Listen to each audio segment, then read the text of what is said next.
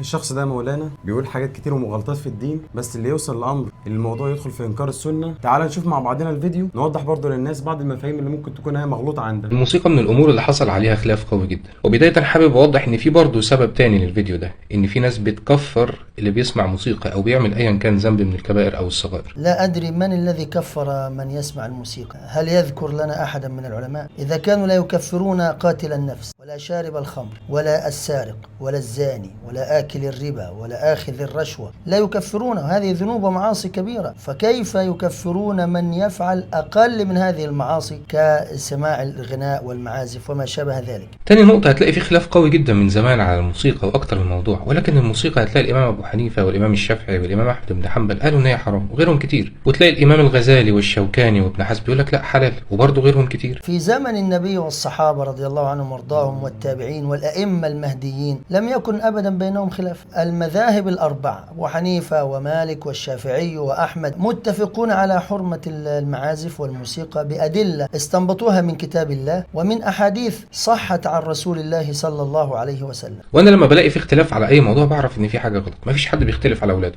يعني لما الأب يقول إن ده ابني والأم تقول ده مش ابني يبقى في حاجة غلط. يقول لما بلاقي حاجة فيها اختلاف بعرف إن في حاجة غلط. وبيقول الأئمة قالوا دوروا زي ما احنا دورنا، وابحثوا زي ما احنا بحثنا، وخذوا زي ما من اللي احنا أخذنا منه. ليس كل إنسان يستطيع أن يهجم على كتب العلم وخاصة القرآن وكتب السنة ويقول أنا هبحث واستخرج واستنبط وخلاص صرت كده إيه اللي أنا هاخدها من الكتاب والسنة. ليه بقى يا مولانا؟ الكتاب والسنة له علم كبير وأدوات العلوم كثيرة. علشان أنا أدخل أفسر القرآن الكريم أو أستنبط منه الأحكام الحلال والحرام لازم يكون عندي أدوات كثيرة جدا، كعلمي باللغة العربية وفروعها، كعلمي بالتفسير القرآن الكريم وعلوم القرآن الكريم. هل يستساغ لأي أحد، لشخص عادي عامي لم يدرس الطب ولا قرأ فيه، أن يهجم على كتب الطب ويستخرج منها كيفية العمليات والأدوية والعلاجات؟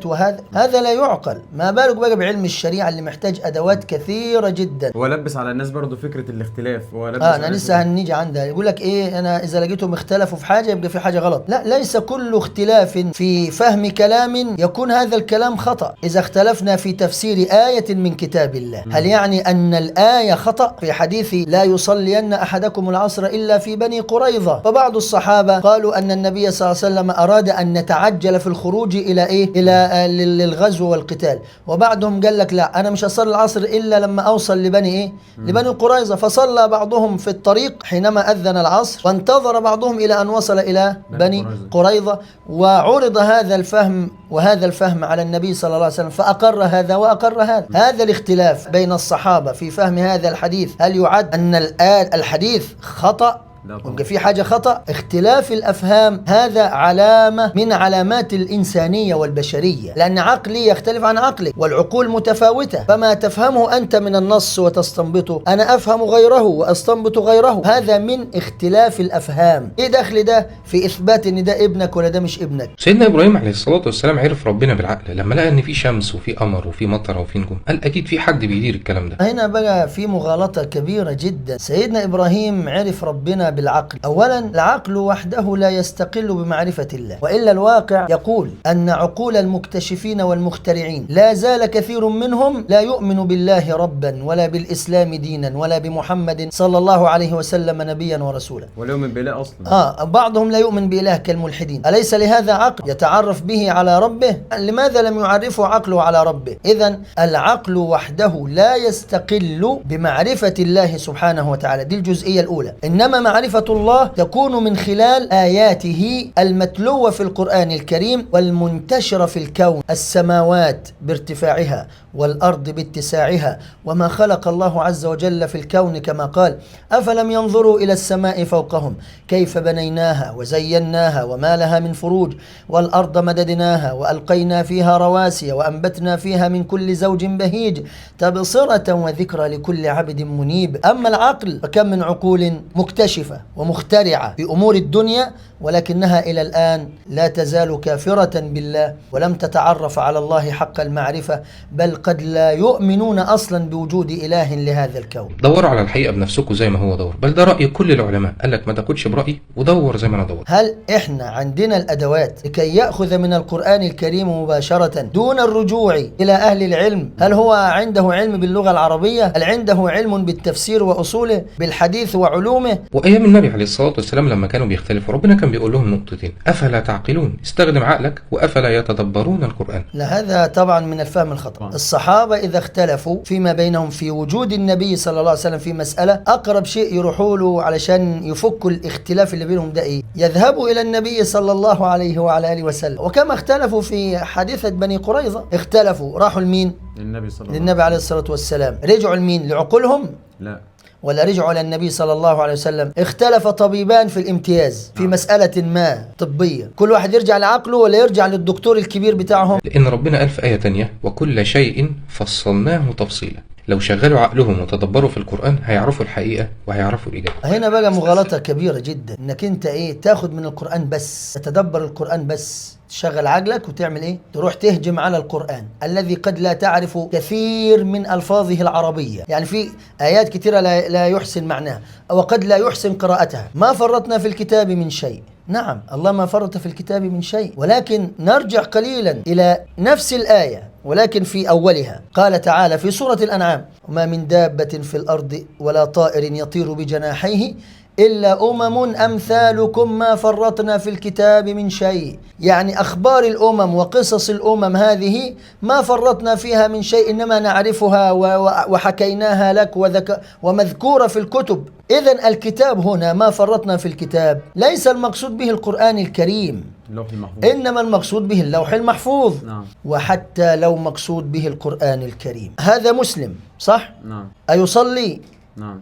قد يكون يصلي على أي أحاديث يصلي، أي آية في القرآن الكريم يصلي عليها. هل القرآن أخبره الذي ما فرطنا في الكتاب من شيء أن عدد صلاة الفجر ركعتان، عدد ركعات الظهر 4، العصر 4، المغرب 3، العشاء 4؟ هل القرآن في هذا؟ هل القرآن فيه تكبيرة الإحرام كذا، وحينما تركع تقول كذا، وحينما تسجد تقول كذا؟ هل فيه تفاصيل تلك العبادة؟ لا. ما فرطنا في الكتاب. إذن الكتاب فرط على فهمه هو، على فهمه، ولكن ما فرطنا في الكتاب من شيء، حتى لو المقصود به القرآن الكريم، لأن القرآن الكريم دلنا على مصدر آخر يوضح القرآن ويفسر القرآن ويخصص عام القرآن ويقيد مطلق القرآن، وقد يأتي بأحكام جديدة ليست في القرآن، لأن السنة وحي من الله كما أن القرآن وحي من الله. قال تعالى: ونزلنا إليك الذكر لتبين للناس ما نزل إليهم. ونزلنا إليك الذكر يعني السنة لتبين للناس ما نزل إليهم، وهو القرآن الكريم. إذن الذكر في الأول هو المبين، والذكر الثاني هو المبين القرآن الكريم. فالسنة تبين القرآن وتوضح القرآن وتفسر القرآن الكريم، ولا يستغني القرآن الكريم عن السنة أبدا. مثلا في المعاملات الشرعية بين الناس، الله قال آية مجملة: وأحل الله البيع وحرم الربا. هل كل البيع مباح حلال؟ طيب بيع الخمر كلام كبير شوية بس هنذكرها كده على طول. بيع المزابنة والمنابذة والملامسة وبيع النجش، هذه كلها بيوع وهي بيوع محرمة، مع أن الله قال وأحل الله البيع. عرفنا أنها محرمة منين؟ من سنة النبي صلى الله عليه وعلى آله وسلم. ولكن أنا بستسهل وباخد بحديث النبي عليه الصلاة والسلام لما كان بيقول للصحابة: استخيروا ربنا في كل أموركم. بحب أعرف الإجابة من ربنا الأول، بعد كده أدور. يستخير ربنا في إيه؟ في معرفة الحلال والحرام؟ أبدا، إنما يستخير ربنا في شيء هو يريد أن يشتريه أو أن يقبل عليه. أنا مقبل على الزواج، أستخير أتزوج بهذه أم لا؟ أريد أن أشتري هذه السيارة، أشتريها أم لا؟ وهكذا أستخير في شيء يخصني، أفعله أو لا أفعله. أما الاستخارة في الحلال والحرام، إذن ما فائدة القرآن الكريم؟ ما فائدة السنة النبي صلى الله عليه وسلم؟ لأنك أنت هتستخير ربنا دي حلال ولا حرام. طيب يا أخويا، أنت استخرت ربنا قال لك الخمر حرام، أنا استخرت قال برتاح إنها حلال، هنعمل إيه طيب؟ نروح فين؟ كل واحد يمشي على هواك. هنا العقل أنت عقلك يقول لك الخمر حرام، لكن أنا عقلي ممكن يقول لا، ده الخمرة دي بتخليني منتعش ونشيط هل كده نرجع للعقل ونتحكم إلى العقل؟ نرجع للشرع المفروض. هو الرجوع لفين؟ الشرع. إلى شرع الله، إلى الكتاب وإلى السنة، ما صح منها عن النبي صلى الله عليه وسلم. ولكن أنا ما استخرتش على حديث الموسيقى بس، على كل الأحاديث، لأن لقيت في أحاديث كتير مخالفة للقرآن، مش عارف أصدقها ولا ما أصدقهاش. هو بيقول أنا ما استخرتش على حديث الموسيقى بس، استخرت على كل الأحاديث. طب حديث الاستخارة نفسه دي إيه؟ قرآن ولا سنة؟ سنة. إذا لماذا لم تستخير على حديث الاستخارة؟ أستخير على الاستخارة. والله شيء يضحك ويبكي، يعني شاب لعله محترم يعني، لكن بهذا الفكر وهذه العقلية هو حتى مش عارف يميز كلامه متناقض لو تدبر قليلا. فالطريقة التي جاء إلينا بها القرآن ووصلنا بها هي الطريقة التي وصلت بها إلينا سنة النبي صلى الله عليه وسلم. فأنت هتشكك في حملة السنة، فأنت من حيث لا تدري أو تدري تطعن في حملة القرآن الكريم ومن أوصلوا إلينا القرآن الكريم. بخاف أصدقها ويطلع إن النبي ما قالش كده، كبائر من قال عني ما لم أقل فليتبوأ مقعده من النار. وبخاف إن أنا ما صدقهاش لحسن يطلع إن النبي قال كده. واللي وصلني للنقطة دي اختلاف العلماء نفسهم، لو الكلام يقين مش هيختلفوا. لو الكلام يقين مش هيختلفوا، ده قاعدة خطأ جدا. مش معنى إن الكلام مختلف فيه يبقى إن الكلام ده باطل، دي حاجة. الحاجة الثانية إن العلماء اختلفوا على إيه؟ اختلفوا في فهم الأحاديث، يعني هم أثبتوا الأحاديث أولا، ثم إذا كان هناك اختلاف فهو اختلاف في الفهم. بل أنا أرى أن الاختلاف في الفهم يثري ويقوي العملية العلمية العقلية. يعني ممكن العلماء يختلفوا في أمور قديما، يتضح أهمية هذا الاختلاف في العصر بتاعنا،